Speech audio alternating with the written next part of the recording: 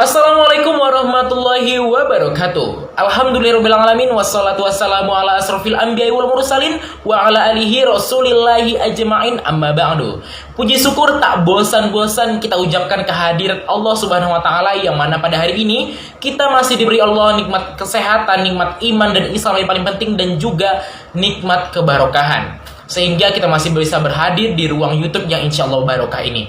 Dan tentunya juga tak lupa sholat beriringan salam kita hadiahkan kepada junjungan kita baginda ruh Nabi besar Muhammad sallallahu alaihi wasallam. Allahumma sholli wa sallim wa barik alaih. Semoga kalau kita mendapat syafaat dari beliau. Amin ya amin ya rabbal alamin. Baik, saya M. Ardiansyah Wibowo ingin mempresentasikan hasil makalah saya yang sudah saya referensi dan sudah saya ubah menjadi PowerPoint yang berjudul Bahaya Begadang Bagi Kesehatan. Sebelumnya saya memperkenalkan diri, saya M. Ardiansyah Wibowo dengan NIM 0206213109 dengan mata kuliah Bahasa Indonesia, yaitu dosen pengampunya ada Bu Junaida MPD. Baik, kita langsung saja pengertian begadang. Menurut KBBI, begadang adalah suatu kebiasaan terjaga sampai larut malam dan tidur saat pagi datang. Kebanyakan mulai melakukan begadang karena mengerjakan pekerjaan saat malam, tetapi karena sering dilakukan tanpa disadari, kegiatan saat begadang pun sudah tidak terlalu penting dan menjadi kebiasaan yang buruk dan dapat menimbulkan penyakit. Kemudian ada resiko begadang nih. Yang pertama, kecelakaan. Kedua, gairah seks menurun. Ketiga, menyebabkan depresi. Keempat, mempengaruhi kesehatan kulit. Kelima, pelupa. Keenam, tubuh jadi melar. Ya. Dan kedelapan, meningkatkan risiko kematian. Dan sembilan, merusak penilaian terutama tentang tidur. Selanjutnya ada kebutuhan istirahat dan tidur berdasarkan usia. Yang pertama ada neonatus. Neonatus atau bayi baru lahir sampai usia 3 bulan tidur rata-rata sekitar 16 jam per hari. Tidur sistem terus-menerus selama minggu pertama. Siklus tidur umumnya 40-50 menit dengan bangun setelah 1-2 siklus tidur. Sekitar 50% dari tidur ini adalah tidur REM yang merangsang pusat otak yang lebih tinggi. Hal ini penting untuk perkembangan karena sistem tidak bekerja cukup lama untuk stimulasi eksternal yang signifikan. Selanjutnya ada bayi. Bayi biasanya mengembangkan pola tidur malam dengan mimpi buruk dari usia 3 bulan. Bayi biasanya melakukan beberapa kali tidur siang, namun tidur rata-rata selama 8-10 jam di malam hari dengan waktu tidur total 15 jam per hari. Sekitar 30% dari waktu tidur adalah dalam siklus REM. Bangun umumnya terjadi di pagi hari, meskipun tidak bisa lagi bayi terbangun di malam hari. Kemudian ada balita. Pada umur 2 tahun, anak-anak biasanya tidur sepanjang malam dan tidur siang setiap hari. Total tidur rata-rata 12 jam sehari. Setelah 3 tahun, anak-anak sering tidak tidur siang. Hotcambry dan Wilson 2006. Itu pendapat dari mereka. Umum bagi balita untuk terbangun di malam hari. Presentasi tidur REM terus-menerus. Selama masa ini, balita mungkin tidak mau tidur pada malam hari karena kebutuhan otonomi atau takut berpisah dari orang tua mereka. Selanjutnya ada anak-anak prasekolah. Rata-rata lama tidur anak prasekolah adalah sekitar 12 jam semalam, atau sekitar 20% adalah REM. Pada umur 5 tahun, anak prasekolah jarang membutuhkan tidur siang, kecuali dalam budaya di mana tidur siang menjadi kebiasaan.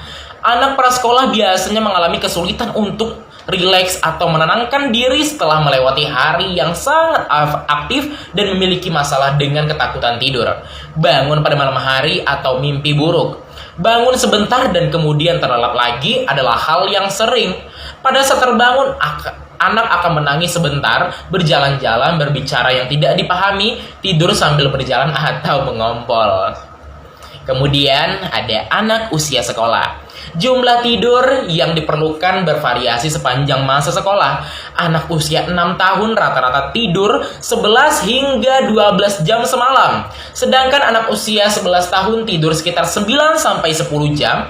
Anak usia 6 atau 7 tahun biasanya akan pergi tidur dengan beberapa dorongan atau dengan melakukan kegiatan yang tenang. Anak yang lebih tua sering menolak tidur karena suatu tidak peduli dengan rasa lelahnya atau kebutuhan untuk bebas. Kemudian di masa remaja, rata-rata remaja mendapatkan sekitar 7,5 jam tidur per malam. Tipikal remaja yang khas dikarenakan sejumlah perubahan seperti kebutuhan sekolah, kegiatan sistem setelah sekolah, dan pekerjaan paruh waktu yang mengurangi waktu untuk tidur. Waktu tidur yang sering disingkat menghasilkan EDS, mengurangi kinerja di sekolah, kerentanan terhadap kecelakaan, masalah perilaku dan suasana hati, dan meningkatkan penggunaan alkohol adalah hasil dari EDS karena kurangnya tidur. Selanjutnya ada fase dewasa muda. Kebanyakan orang dewasa muda rata-rata tidur 6-8, 5 jam per malam. Sekitar 20% dari waktu tidur adalah tidur REM yang tetap konsisten sepanjang hidup. Tekanan dalam pekerjaan, hubungan keluarga, dan kegiatan sistem sering mengarah pada insomnia dan penggunaan obat tidur. Kantuk di siang hari menyebabkan peningkatan jumlah kecelakaan, penurunan produktivitas, dan masalah impersonal dalam kelompok usia ini. Kehamilan meningkatkan kebutuhan tidur dan beristirahat. Insomnia, gerakan tungkai yang sistemik, sindrom kaki gelisah, dan gangguan pernapasan saat tidur merupakan masalah umum selama trimester ketiga kehamilan.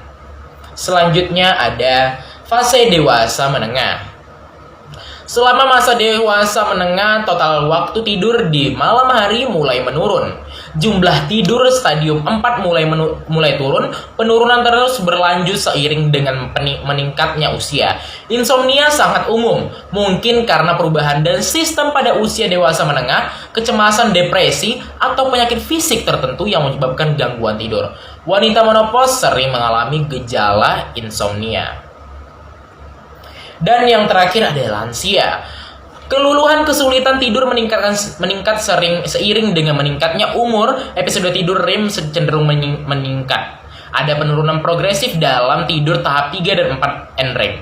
Bahkan beberapa lansia sistemik tidak memiliki tidur tahap 4 atau tidur nyenyak. Seorang lansia terbangun lebih sering di malam hari dan memerlukan lebih banyak waktu untuk mereka agar dapat tidur kembali. Kecenderungan untuk tidur siang tampaknya semakin meningkat seiring bertambahnya usia karena sering terjaga di malam hari.